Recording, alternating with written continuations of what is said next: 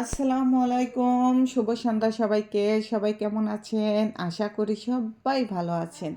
আলহামদুলিল্লাহ, আমিও আপনাদের দোয়ায় অনেক অনেক ভালো আছি। এই তো বিকালবেলা গরুকে খেতে দিয়েছে আর গরুর গোয়ালটা পরিষ্কার করে নিচ্ছে। এখন গরু দোয়ানো হবে, এই জন্য গরুর ঘরটা পরিষ্কার করে নিচ্ছে। আমরা গোয়ালও বলি আবার ঘরও বলি। আর এটা আমাদের হাইলে। এই হালিও এখন চলে যাবে, সারাদিন কাজ করেছে, গরুকে ঘাস কেটে এনে বিল থেকে মাটি থেকে মানে ঘাস কেটে এনে গরুকে খাওয়ানো হয়েছে। তারপর গরুর ঘর পরিষ্কার করে গরুকে মানে একটু গোবর থাকলে ধুয়ে মুয়ে পরিষ্কার করে গরু ধোয়াবে।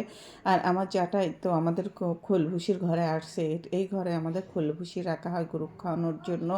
আর সে মুরগিগুলো খুব অত্যাচার করতেছে, এখন সন্ধ্যা লেগে যাবে, মুরগিকে খাওয়াতে হবে। মুরগি সন্ধ্যার আগ দিয়ে ঘরে উঠে যায়, এই জন্য মুরগিকে খাওয়ানোর জন্য মানে খোলভুসি বের করতেছে। দেখেন মুরগিগুলো গেরস্ত দেখে সব মুরগিগুলোই দরজার সামনে এসে হানা দিচ্ছে। এদের এত ট্রেনিং হয়েছে, মানে গেরস্ত দেখলে টাইম টু টাইম খাবার খেতে আসে, সকালে দুপুর আর সন্ধ্যার সময়।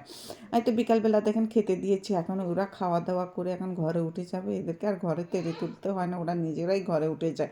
আর আমার যার হাঁস মুরগি কবুতর গরু ছাগল সব আছে। আজকে আর ছাগল দেখাবো না, ছাগল ইনশাল্লাহ দেখাবো। আমাদের বাড়িতে যে এত সুন্দর সুন্দর ছাগল আছে, দেখলে বিশ্বাসই করবেন না। আর এই তো আমার যা কিন্তু মানে ওই হালের সাথে একটু মানে সাহায্য করতেছে, খাবার টাবারগুলো এনে দিচ্ছে। আর বিকালবেলা এইগুলো সব কিছু গুছিয়ে মানে হেলেটা চলে যাবে, মানে প্যাটটা চলে যাবে বাড়িতে। আর ও তো রাত্রে থাকে না, সকালের ঘাসও কেটে দিয়ে গেছে।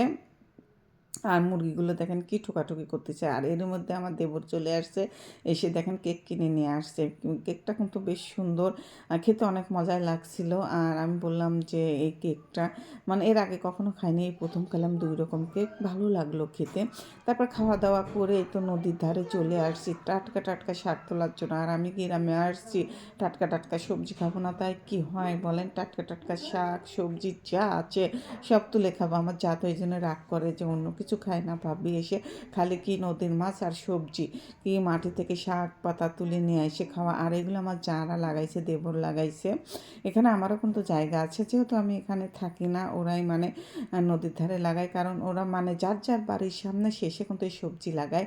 আর এখানে মটরের শাক লাগানো হয়েছে, সরিষার শাক লাগানো হয়েছে, আর বোতের শাক লাগানো হয়েছে। আর ওই যে পাড়ের উপর দিয়ে যে নামতে এত কষ্ট হয়েছে, ঢালু পাড়, আমি 2বার তো চিলিপ কেটে গেছি, একবার পড়ে গেছি আর একবার পড়ে যায়নি। আমি গড়ানে নামতেই পারি না, ওদেরকে নেমে নেমে অভ্যাস হয়ে গেছে, কিন্তু আমার তো আর অভ্যাস নাই নদীর ধারে নামা। আগে অনেক নামতাম, কিন্তু এখন না নেমে নেমে এমন অভ্যাস হয়েছে, নামতে খুব ভয় হয়েছে। এখানে কিন্তু রসুন পেঁয়াজ সব লাগানো হয়েছে, যার যার বাড়ির সামনে শেষে কিন্তু লাগায়। এই তো পানি চলে যাচ্ছে না, এখন পানি চলে যাওয়ার সাথে সাথে কিন্তু ধানও লাগাবে এই নদীর ধার দিয়ে। এত শাকগুলো তুলে নিচ্ছে। আর শাকগুলো এত সুন্দর হয়েছিল, শাকগুলো কচি কচি শাক, মানে এত অনেক সুন্দর কিন্তু শাক, দেখেন নরম শাকগুলো।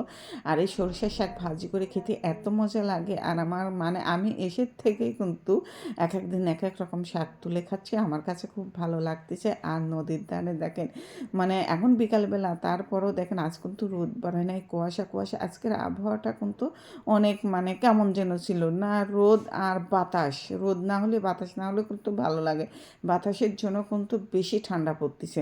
এই তো নামার সময় তো সুন্দর করে নামলাম, উঠতে আবার কষ্ট হয়েছিল। আর শাক তুলতে আসতে আসতে বাড়িতে মেহমান চলে আসছে, যেহেতু আমি বাড়িতে আসছি অনেক দিন পর, আমাকে দেখার জন্য সবাই আসে, বললাম মনে হয় যে নতুন বউ আমি, এই জন্য মনে হয় যে আমি একটু সরম সরম লাগে, সবাই দেখতে আসে আমাকে, অনেক দিন পর আসি তো দেখা সাক্ষাৎ করার জন্য। দেখেন পিচ্ছিটা, বললাম একটা আপেল নাও, নিল না, ওর দিয়ে চলে গেল। যাই হোক মেহমানগুলো বিদায় করে দিয়ে আসতে আসতে রাত হয়ে গেছে, মানে রান্না করতে আসতেই রাত হয়ে গেছে। আর এখানে মুরগির মাংস রান্না করা হবে, মাছ রান্না করা হবে, আর একটু শাক ভাজি করা হবে।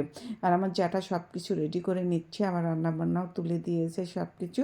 আজকে রান্নাটা অনেক রাত হয়ে গেছে মেহমানদের জন্য।